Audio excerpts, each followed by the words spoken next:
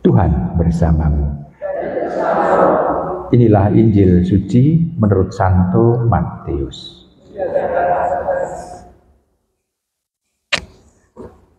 Dalam khotbah di bukit, Yesus berkata kepada murid-muridnya, dalam doamu, janganlah kamu bertele-tele seperti kebiasaan orang yang tidak mengenal Allah. Mereka menyangka bahwa karena banyaknya kata-kata, doa mereka dikabulkan. Jadi janganlah kamu seperti mereka, karena Bapamu mengetahui apa yang kamu perlukan sebelum kamu minta padanya. Karena itu berdoalah begini, Bapa kami yang di surga, dikuduskanlah namamu, datanglah kerajaanmu, jadilah kehendakmu di bumi seperti di surga.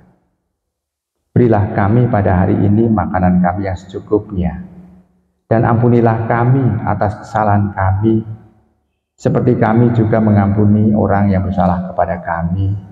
Dan janganlah membawa kami ke dalam pencobaan, tetapi lepaskanlah kami dari yang jahat. Amin.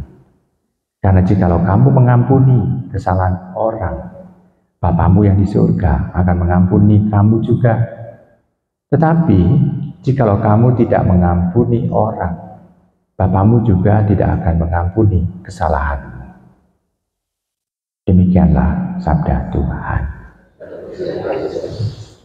Ibu bapak, saudari-saudara yang terkasih, kita mendapatkan teks semacam pedoman doa Bapa kami yang lengkap di dalam Injil Matius ini dibanding dengan Injil Lukas yang sangat pendek. Kalau Anda membuka kitab suci Anda sendiri, masih setelah kata amin ini, itu masih ada paling tidak dua kalimat. Engkaulah Raja yang Maha Kuasa, engkaulah punya kerajaan surga segala macam itu. Ada embolisme, maksudnya adalah sisipan. Dan itu ada di dalam kurung. Tapi kalau Anda membuka kitab suci sendiri, ada dalam kurung, dan itu menjadi tanda bahwa ini bukan dari Tuhan, yang dalam kurung itu ya, itu bukan dari Tuhan atau bukan dari penginjilnya, tetapi itu ditambahkan karena itu menjadi semacam doa yang sudah dilantunkan oleh jemaat awal, gereja mula-mula atau gereja awal sudah mendoakannya dengan itu. Jadi itu menjadi tambahan. Jadi maka disebut, kalau dalam tradisi liturgi kita menyebut embolisme atau sisipan, gitu, tambahan. Baik, itu sekedar informasi. Nah sekarang, mengapa Tuhan itu mengajarkan kita berdoa? Kadangkala orang berdoa itu seringkali karena bukan muncul dari hati nurani yang paling dalam, tapi isinya adalah membaca doa.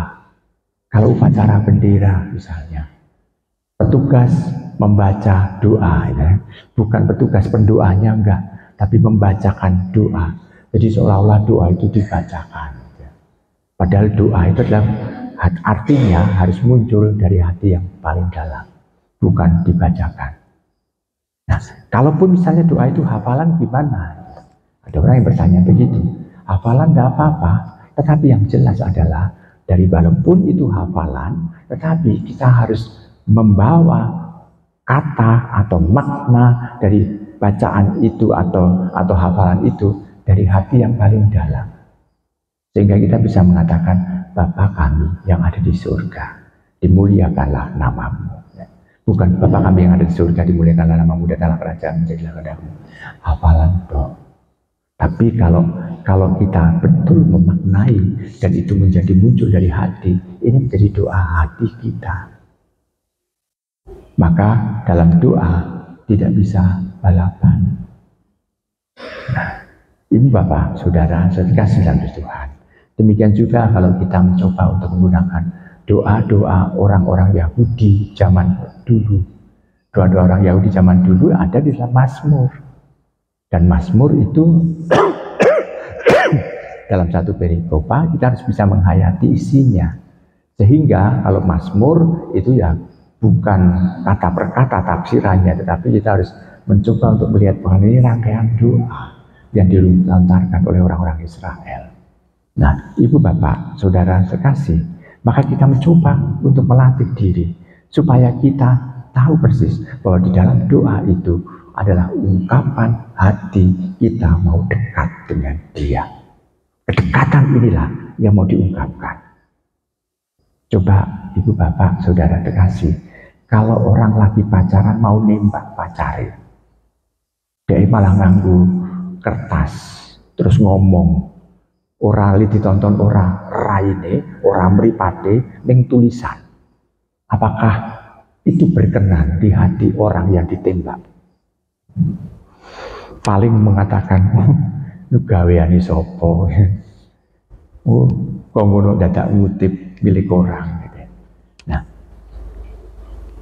kita bisa melihat bahwa ini adalah mau mencoba dalam doa itu mengungkapkan kecintaan kita kepada Tuhan.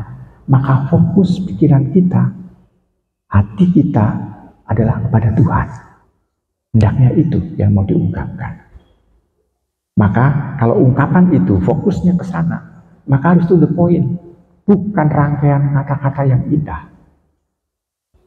Bukan rangkaian kata-kata mutiara. Tetapi jelas apa yang mau diungkapkan dalam iman itu. Sasarannya jelas. Apa yang kita minta juga jelas.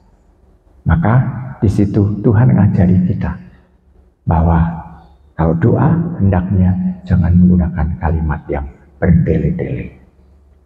Maka ibu bapak saudara terkasih, selama masa APP ini, mari kita mencoba untuk belajar, untuk menjalin relasi yang akrab dari hati ke hati kepada Allah. Selamat merenungkan.